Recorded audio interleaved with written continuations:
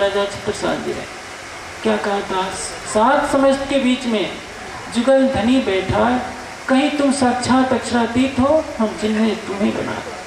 श्री ठकुरानी जी संगले पधारे मेरे घर, धनी बिना तुम्हें और देखे सो नहीं मिसल मातबर। यदि हमारे माता पिता को कोई गाली दे दे तो हमें बहुत गुस्सा आ जाएगा, लेकिन हमारे सामने यदि प्राणनाथ जी को कोई संत कहे, कवि कहे, समाज सुधारक कहे तो हमारे चेहरे पर जरा भी तनाव नहीं होगा, क्योंकि हमें क्या लेना देना प्राणनाथ से। हमने तो एक मंत्र रट लिया है, हम असीक हैं तुम मासूक हो, हम अपने घर ठीक हैं तुम अपने घर ठीक हो। तात्पर्य क्या, हमारी एक नई दुनिया है, हमारे भरे पूरा परिवार है, समाज है, हम किसी को नाराज नहीं कर सकते। प्राणनाथ जी की गरिमा धूल में मिलती हो तो धूल मिलते, ये ध्यान रखिए। सूर्य को किसी की अपेक्षा नहीं होती, सूर्य का प्रकाश तो अखंड होता है, सूर्य के प्रकाश से ही चंद्रमा जैसे सारे नक्षत्र प्रकाशित होते हैं। प्राणनाथ जी की गरिमा तो फैलेगी, आज नहीं तो कल, कल नहीं तो 7वें दिन की लीला में सारा ब्रह्मांड रो रो कर कहेगा कि आप आए थे हमारी दुनिया में, हमने आपको पहचाना नहीं, हमारे इस गुनाह का कोई भी प्रायश्चित नहीं है। लेकिन वक्त का तगाचा ये है कि 6ठे दिन की लीला में सुंदर साथ उस अक्षरातीत को किस रूप में जाहिर करता है। आज देश के कोने कोने में आश्रम बापू जी के मंदिर बन गए, हमने ज्ञान के कितने मंदिर बनाए, दीवारों के हमने बहुत बड़े बड़े मंदिर बना दिए, करोड़ों के मंदिर बने हैं। जब तक दिल को मंदिर नहीं बनाएंगे तब तक संगमरमर के मंदिरों से, सोने चांदियों के मंदिरों से कुछ भी नहीं होगा। जिसमें महमूद गजनवी ने हमला किया था उसमें सोमनाथ का मंदिर भी सोने के खंभों से बना हुआ था। कितना मन सोना था, हीरे मोती जड़े थे, उसको बताना कठिन है। लेकिन क्या हुआ, एक भी ज्ञानी नहीं था उस मंदिर में। सुंदर साहब के हृदय तक ब्रह्मवाणी के ज्ञान का प्रकाश चाहिए। जब तक हृदय ब्रह्मवाणी के ज्ञान से आलोकित नहीं होगा, हृदय में प्रेम की रसधारा नहीं बसेगी, तब तक हृदय कभी अर्शदिल नहीं हो सकता। हा किलम जित पहुंचा तित अर्श हुआ दिलहक। हमारा कर्तव्य होता है ब्रह्मवाणी की गूंज हर सुंदर साथ तक पहुंचाना, हर मानव तक पहुंचाना।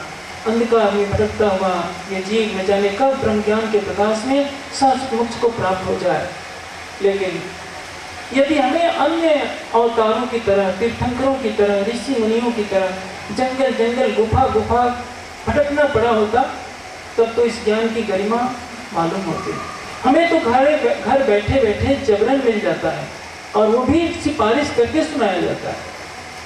इस कार्यक्रम से पहले कई जगह सुंदर साहब के पास जाना पड़ा था। सुंदर साहब से हाथ जोड़कर कहना पड़ता है कि भाई सुंदर साहब जी वाणी चर्चा होगी, सुनने के लिए आइए। वो कहते हैं, कोई कहेगा हमारे बच्चों का पेपर है, कोई कहता है खेती का काम है, कोई कहता है कि ये काम है, हमारा बहुत नुकसान हो जाएगा। बच्चों की परीक्षा की चिंता है, अपनी परीक्षा की किसी को चिंता नहीं। लेकिन ये ध्यान रखिए, आपको अपना सौभाग्य समझना चाहिए कि ये ब्रह्मवाणी सुनने को मिल रही है। किन एक बूंद न पाइया रसना भी वचन, ब्रह्मांड धनियो खोजिया जो कहवे त्रैगुण।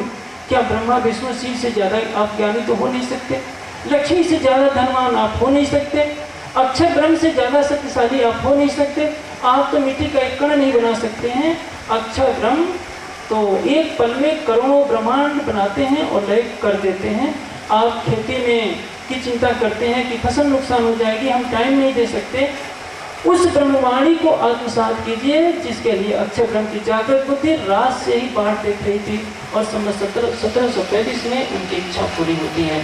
ये तब होगा जब हम जागने के ब्रह्मांड में प्रकट होने वाले उस विद्या अभ्रंत बुद्ध निष्कलंक स्वरूप की पहचान करेंगे।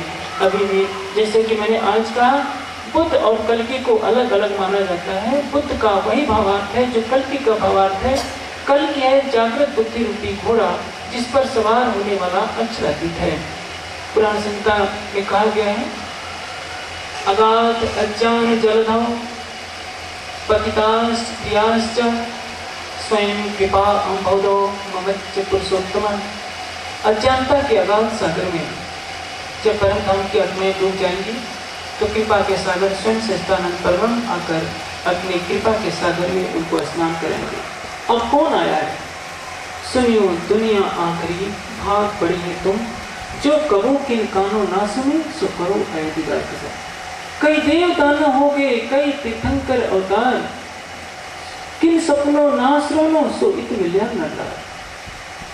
रावण जैसा शक्तिशाली जिसने काल को भी जीत लिया था, बड़े बड़े देवता जिनके ज्ञान और भक्ति का डंका सारे ब्रह्मांड में बजता था, लेकिन कोई भी निराकार से परे की सुध नहीं दे सकता। अब वो स्वयं आया, अब वो आया तो उसको कौन पहचानेगा।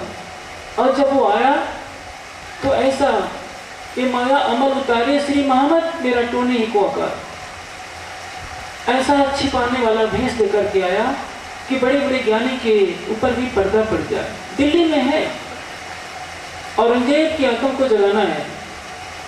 दिल्ली में कहीं मकान भी कोई किराए पर देने को तैयार नहीं, क्योंकि उसने भेष ही ऐसा लिया है।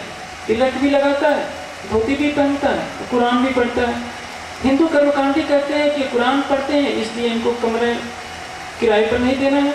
मुसलमान कहते हैं कि तिलक और धोती का धारण करते हैं इसलिए इनको भी किराया नहीं देता है। अंत में पेड़ के नीचे ही गुजारा करना पड़ता है। जिसकी चरण रस से सारा ब्रह्मांड पवित्र होना है, जिसके हृदय के ज्ञान के सागर की एक बूंद से सारा ब्रह्मांड अखंड होना है, उसने ऐसा छिपाया अपना भेष कि कोई भी पहचान नहीं पाया। और औरंगजेब की आत्मा अंतिम समय में विलखती रह गई। उसने अपने पत्र में लिखा है कि खुद खुदा मेरे घर चल करके आया था, लेकिन सत्ता में पागल मेरी अंधी आंखें उसकी पहचान नहीं कर पाई। और सारा ब्रह्मांड ऐसे ही होगा। कल्पना कीजिए, हजारों की जमात लेकर के जो जंगल जंगल भटक रहा है, भिक्षा में मिले हुए भोजन को ग्रहण कर रहा है, वे ब्रह्मणी जिनकी चरण धूलि से सारा ब्रह्मांड पवित्र होना है, भिक्षा मांग करके लाते हैं, श्री जी को खिलाते हैं। किसी दुनिया का कोई भी विद्वान, कोई भी मठाधीश भला क्या पहचान कर पाएगा किस महामती के चोले में पूर्ण ब्रह्म सच्चिदानंद अक्षराधीश बैठा हुआ है। इसलिए किरंतन तो उतर गया, लेकिन 300 साल होने के बावजूद भी सुंदर सहज का काफी वर्ग उस पूर्ण ब्रह्म सच्चिदानंद श्री जी के स्वरूप की पहचान नहीं कर पाया है। इसलिए कहा कृपान्वित सुंदरवर श्याम भले भले सुंदरवर श्याम।